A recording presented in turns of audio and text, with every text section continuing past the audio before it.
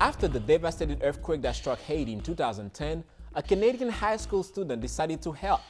She asked for a ticket to Haiti for graduation so she could go there and volunteer after the school year. She was given a return ticket to Haiti and planned to go to university in the fall. Well, after the trip, plan has changed. She would defer her post-secondary education to go back to Haiti to continue helping the children there. She has been introduced to an orphanage with 75 children that was supported by international aid organizations. Listen to this. Any donations that came in were sold by the woman running the facility. So let's go deeper with Morgan Wienberg. She is now the co-founder and coordinator of Lelo Footprints Big Steps. Thank you so much for joining us. Oh, thank you so much for having me. I really appreciate it. When you first came to Haiti, you have witnessed violence inside of the orphanage, a place where children had no sense of identity, simply being referred to as boy or girl. You said if a child disappeared, nothing would be done about it. What do you mean by that? In the beginning, I would just visit the orphanage every 2 or 3 days. And there would be days that, some of the children that were there last time weren't there anymore. And in 2011, I actually went to live in this orphanage alongside the kids. And, in the beginning, as being the only foreigner, the orphanage owner wouldn't beat the children in front of me. But after about 3 months, she would be beating the kids with sticks until they black out, calling dogs to come and bite them. These kids were so badly neglected. And when a kid would get really frail or really sick, all of a sudden they just wouldn't be there anymore. And there would be no explanation of where they went. Near the end of my 5.5 months living in that orphanage, the woman running the orphanage was actually offering to sell me children when I was 19 years old. And she was offering to sell kids for $800 each. So children actually had even died in that orphanage. And I had a few experiences where there were kids who were sick. For example, there was one girl who she became unconscious because she wasn't breathing. And so here I picked up this child. It was an 8-year-old little girl who wasn't breathing. She was unconscious in my arms. And as I tried to leave the orphanage to take her, to a hospital, the woman running the orphanage said, no, her hair isn't braided. She doesn't have socks on. It'll be bad for my reputation if you take her out of here. Wow. And so at that point, I just said that, the child isn't breathing, and I left with her anyways. But the point was really the orphanage wasn't in the interests of the children at all. And at one point, the woman running the facility actually said to me, she got so frustrated, and she said, "You're not here for the orphanage, you're just here for the kids." And I said, yes, I am. But really the orphanage was just a business. And it was how this woman had been making a living for over 20 years. So there were generations of children who had been abused in this orphanage. And children had even died. There was actually, again, a 9-year-old little girl who had a block fall on her in 2012. And that child died in front of the other kids in the orphanage. Absolutely. Children are severely malnourished, no access to sanitation. So do they get medical care when they are sick or injured? This is one of over 600 orphanages that social services in Haiti have identified as being neglectful and abusive and needing to be shut down. So there are over 600 orphanages like this one. And the one that I was living in, when the kids were sick, they definitely did not get medical care. The kids would actually have to hide when they were sick, and they would find, a bush in the yard of the orphanage and hide under it, because if they were seen laying down, the adults in the orphanage would actually come and beat them and say, you're not sick, you're just lying to get out of doing work.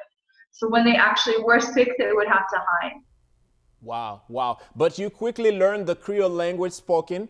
What gave you the ability to learn the stories of the children and how they had to come to live at the orphanage? Come to find out that many of these kids actually had families, right?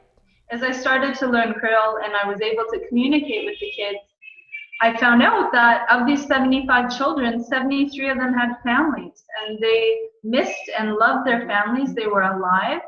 And it was just a situation where the families were so impoverished, and the families were seeing this influx of aid coming to Haiti. But where is all of that aid going? It's not getting to these families in the mountainside, but it's going into institutions like orphanages in the bigger cities like Port-au-Prince. So most of these kids had actually been taken from more rural communities in southern Haiti, like Jeremy and Lekai. And the woman running the orphanage would actually go into their communities, and especially into their churches, claiming that she has this orphanage with foreign aid, saying that she can send the kids to school and university and feed them. And so these parents are so desperate that they think it's their child's only chance at an education or at getting any of that support that's coming into the country. So they give up their children, but then once they're in the orphanage, it's obviously a completely different story.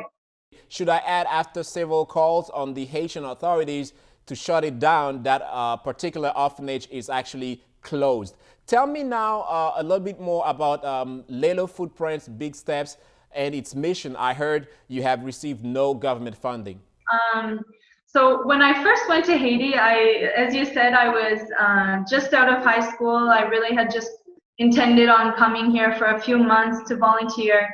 And at that point, I felt so attached to this group of kids, and I felt that helping them was really more important than the other personal plans I'd had. So at that point, I started, when I was living in the orphanage in 2011, I started just with my own funds, my university savings and other funds I'd fundraised, to reunite these kids with their families and start sending them to school. And at that point, a nurse in Canada, her name's Sarah Wilson, sent me this email, and she said, "Do you want me to help create an organization to support what you're doing?" And of course I said yes. So Sarah and I co-founded this organization, Little Footprints, Big Steps, with the goal of helping kids leave this dangerous situation to reunite with their families. And not only have we been doing that for these kids in the corrupt orphanage, but I also started working with children who were in the streets, because I found it was really almost the same situation. These kids in the streets have families. Their families are just too poor to send them to school. So once we're able to offer more support, sending the child to school and regular visits to the family, this type of social support network allows the child to stay at home, but still have a better quality of life. If there's a medical emergency, we help take the child or his siblings to the hospital. So the main program of Little Footprints, Big Steps is reunifying children with their families, and then continued outreach to support them. But in addition to that, we have some children who are very vulnerable, who we just support with education. So we have about 250 children that are supported with education. And our second main program is a transitional safe house, because there are children who are not able to reunite with their families immediately. And that was actually an issue that I faced when I started advocating to close down this particular orphanage. Is that, okay, we have 75 children in a very dangerous situation, and we know this orphanage needs to be closed down, but then the next question is, where do we move the kids to? Because if we move them to an orphanage, well, then that orphanage is full, and it's perpetuating the problem. So the idea of the transitional safe houses is we can receive these children, whether they're from the streets or social services is referring them to us,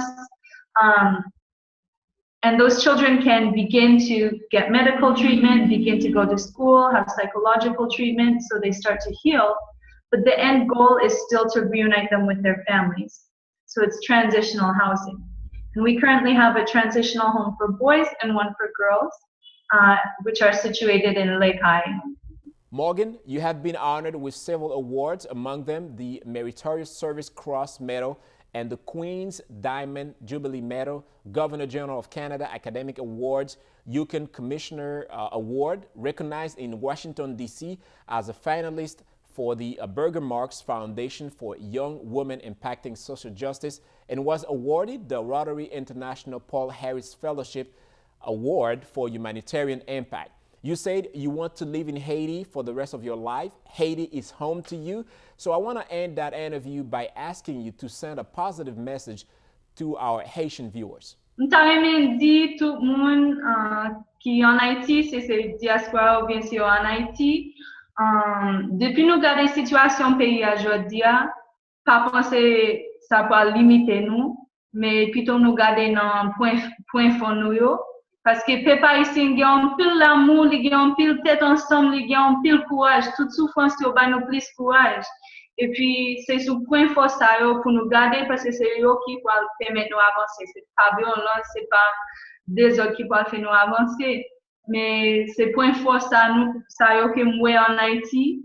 Tout l'amour, toute tête ensemble. Nous vivons ensemble. Mais nous avons besoin de ça pour nous avancer avec. Wow.